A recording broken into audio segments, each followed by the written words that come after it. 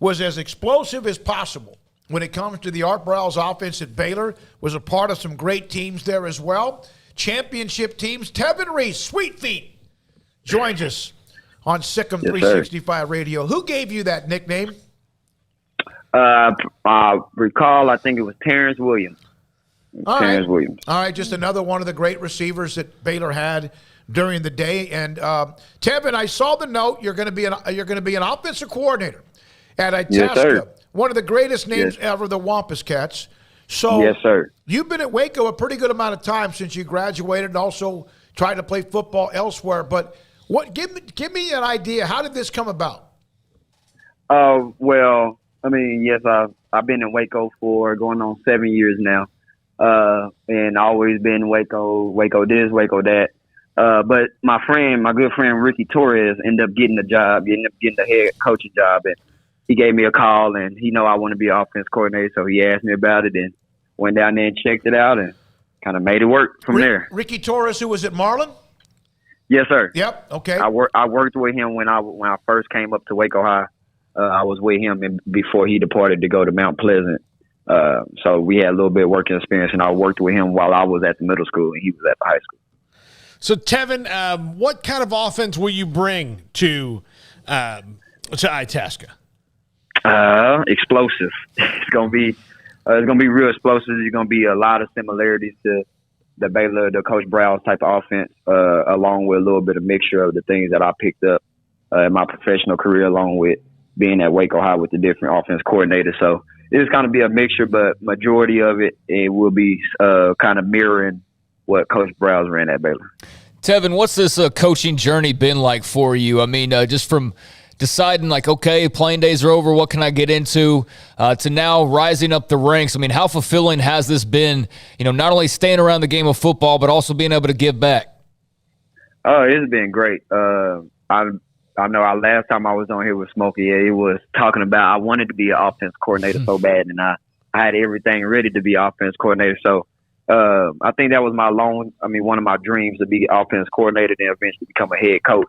And I knew in the coaching world you have to take those steps and, like you said, climb up the ranks. But the person I am, I always wanted. I wanted. So I had to learn as I was preparing myself for this opportunity. So it's great. The feeling is great. It was a little bit bittersweet because I had to leave and tell the kids that I've been around for 7 years that, I ain't going to be with them no more. But it is fulfilling knowing that, I will be going to reach my dream of being an offense coordinator, and hopefully this propels my career and keep helping me climb up the ranks. Well, there's no question. It's an opportunity. It's a different job. It's a promotion for you as well. Did you ever wonder if it would come? Kind of. I started getting a little weary, that, with I guess the stuff that I did, athletically, and some of the athletes I coached, I was like, it's hard not seeing an offer or just having somebody talk to you about an offense coordinator. So I was kind of getting a little discouraged that it would never come, but just kept praying to God that He'll bless me with something and just keep me humble and keep me sane while I'm waiting for that blessing, and it finally came, and I'm just happy for it and ready to make the most of my opportunity. Baylor is coming off a Big 12 title, the Sugar Bowl win, of course, as well. The best year maybe in the history of that program as far as if you looked at wins and losses and whatever else. You were a part of a pretty good run. You were a part of the run that took them over the top and eventually got them to a championship level. What do you remember most about that journey? I always tell my athletes to grind. I think I missed the grind, just waking up early, staying late with my brothers, and having a common goal, kind of like the coaching, like I just talked about, is just having a common goal and dealing with the ups and downs, and finally seeing something change and knowing that you had a part of it. It was just, I think that's the most memorable thing. That, of course, all the plays and stuff would never come out of my head, but the thing that I miss one of the most is just coming in there battling with my friends and my brothers and working out with my brothers, just grinding with my brothers to reach that common goal. You are one fast dude, and still to this day, I'm sure you can beat most everybody in a foot race, Tevin. And, we asked you the 4x1 question a long time ago, who'd be on your 4x1 team. I'm wondering, though, who was, because you were the fastest guy on the team, but who was the one that you would have been leery about running a race with, winning every time? Ooh, a couple of them. So it kind of depends because, Baylor, we recruited a lot of track athletes. So if you would say hurdles, the hurdle guy that I probably have to have some competition with would be Tyler Stevenson. He was a real good hurdler. If you saying like a 400, it would be Chris Platt. Probably did not want to race him in a 400 with his times coming out of high school. But kind of straight line speed, just head up racing, it would probably, the guys like a Corey Coleman, Antoine Goodley. People surprised, but Clay Fuller was even fast. So we had some guys that could run, but my confidence would never let me admit that I was scared to race somebody. But those guys gave me a run for my money for sure. You think you could have pushed Kalen Barnes in the 40-yard dash? Oh yeah, you line them up next to me.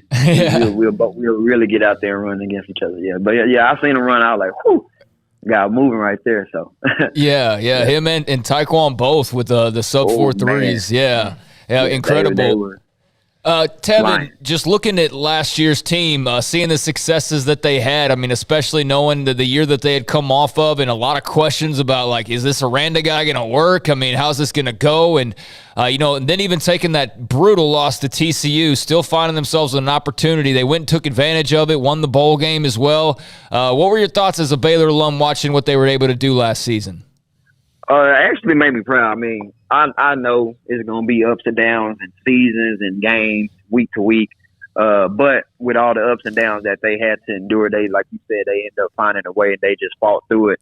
And that was one of the things that I could kind of hold my hat on against my other coaches that always kind of talk some mess about Baylor losing, or some of my athletes who talking. I'm like, just wait for next week. We're going to come back. And they did. So that was just making me proud as an alumni, just to see that fight in our Bears and not just give up and lay down and let people kind of run over us. So that was good to see, and that really was the main thing. Kind of made me proud that we just didn't give up and we had fight no matter what. And perhaps no play more so than the play that won the Big 12 championship game. Where were you when Jaron McVay made that play against Oklahoma State? I was actually in my man cave, and I was watching it on my projector with my son, my 12-year-old son, and we both were sitting there with sweat and heart beating fast and all that. And when he made a tackle, we both jumped up off the couch and started screaming and celebrating. So, yeah, that was a huge play. Was when he was running to the end zone, I'm like, come on, get him. My son saying the same thing. When he finally got him, we both jumped up, almost knocked each other down, and it was just a huge moment. I started texting my coaches chat and all that good stuff. So it was a big, exciting moment. You just made me feel ridiculously old saying that you have a 12-year-old son. I know. I remember seeing your son. We said this when you've been on the show before. You and I were neighbors down on off of Wood Avenue for a year, and I remember seeing your son when he was just little bitty, little baby coming to the front. Yeah. Now that he's 12 and like, oh. Gosh, well, you are over 40. Telling me I'm the one with him. Oh my Lord, Tevin. There have been so many changes in the coaching staff from where you were when Coach Browse was there to Jim Grobe for a year, and then obviously Matt Rule and Dave Aranda. It wasn't always easy for those of you that played back in the early parts of the 2000s or 10s with Art Briles. How long did it take for you to kind of get back to being a part of Baylor, or did you ever kind of have a separation there just because of the pain? Being honest, I did have a little separation. Maybe just because of pain, and I felt Coach Browse just thinking just about him the way I felt about him coming down to Temple and seeking me out and blessing me with the opportunity to go out here and change my life, get a degree and stuff like that. I feel like he did a lot of stuff for me. And it was just kind of hurtful to me just personally. And I just felt like, okay, handle it a little bit, whatever the case is. But I did kind of take a little step away, but just, that's bygones be bygones. I'm still a Baylor Bear.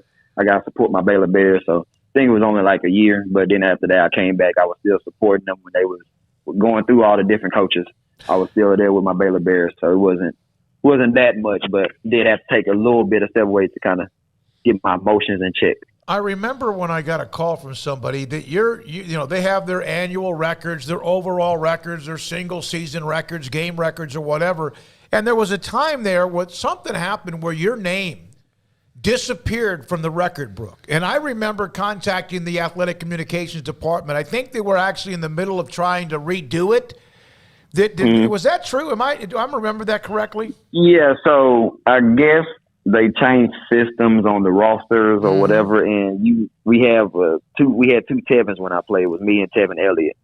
So I don't know if they were trying to get Tevin Elliott off and they removed both Tevins.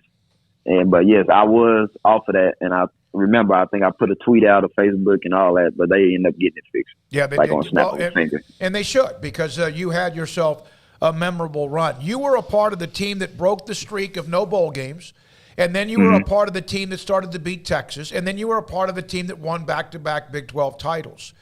You really are the ones who set the foundation for where they are now today. How much does that mean to you and those you played with?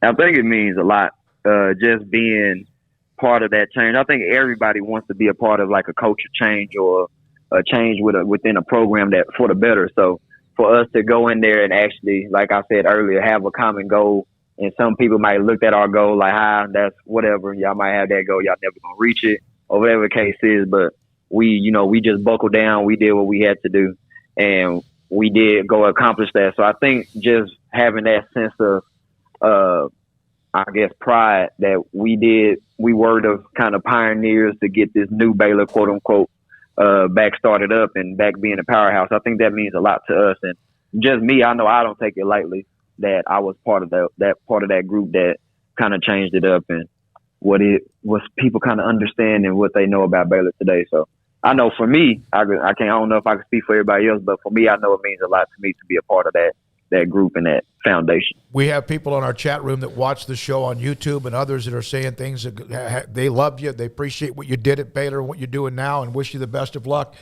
Have you been on the headsets? Will you be on the sideline? Will you be in the box? Is that something you have not done? So I have not decided that yet. I don't know if I'm going to be on the sideline or at the box. And it's for a couple of reasons. Obviously, if you've seen me coach or you've seen me in that atmosphere, I'm a real energetic. I'm still jumping around. I'm still running around. The headset going to fall off a couple of times a game, stuff like that. So, but as an offense coordinator, I want to see the entire field. So being in the box gives me the opportunity to actually see the entire field and see what I want to call or in that sense. But it kind of takes me away from being on the field with the players. So I'm still debating right now, debating if I want to be on the field or if I want to be up. Maybe you might see me first quarter down, second quarter up, third quarter down, fourth quarter up. I don't know. But still working that out with Coach Torres and talking it over, see which one's weighing out the pros and cons.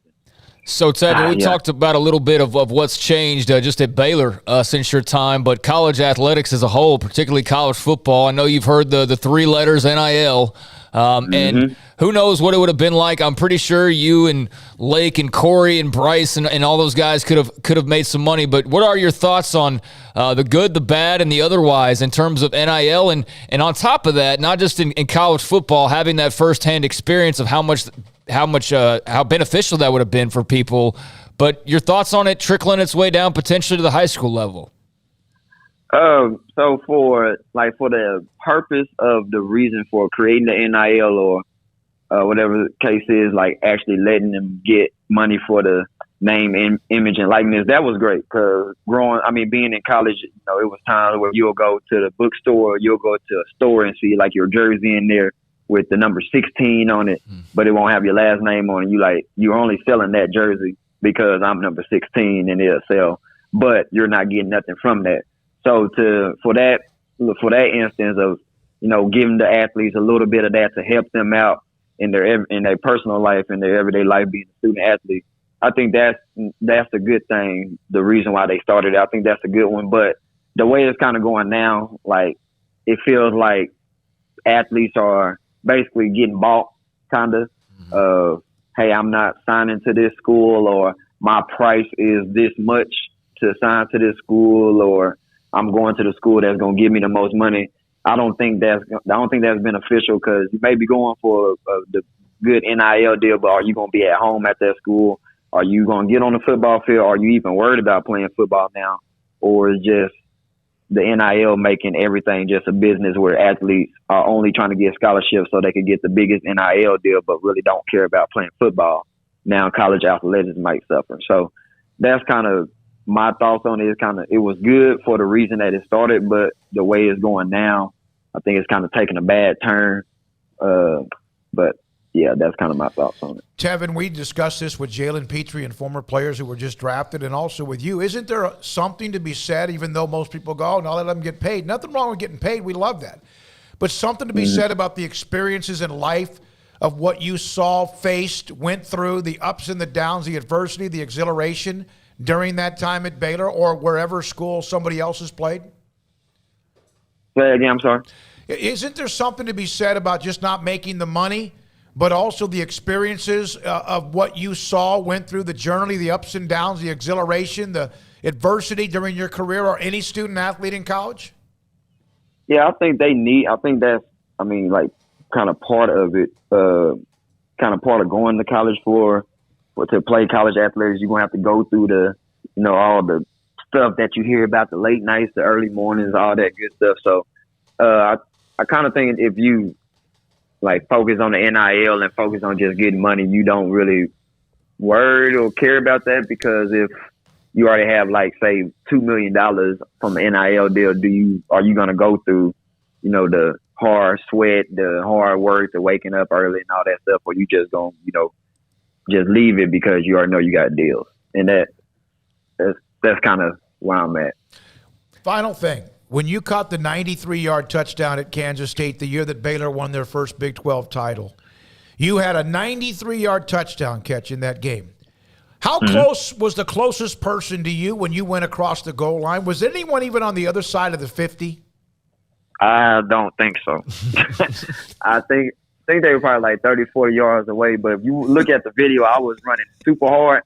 And people ask me, why was you running that hard when nobody was around you? But the series before that, it was a 3rd and 8, and I ended up dropping a 10-yard curl, and it became 3rd down again, and we was backed up, and I said, Coach Browse, just please give me another shot. I'm not going to drop the ball. He's like, all right, Reese, and he gave me that shot. So I guess I was a little bit mad about me dropping the ball on the previous series. But, yeah, I don't think it was nobody within 20 or 30 yards of me. It was like a track meet, and you were the only one in it. And it's amazing you remembered the drop as much as you remembered the long touchdown. Man, good luck in Itasca. Love that. Tell Thanks. Ricky we said hi as well. Congratulations, Tevin. Always great to have you as a part of the show. Thank you, sir. Thank you for having me. Tevin Reese, Sweet Feet from Temple High School in Baylor, now a part of Itasca. The Wampus Cats will be a coordinator for the first time in his young career in coaching. He's been at Waco High. And to be very clear, you can have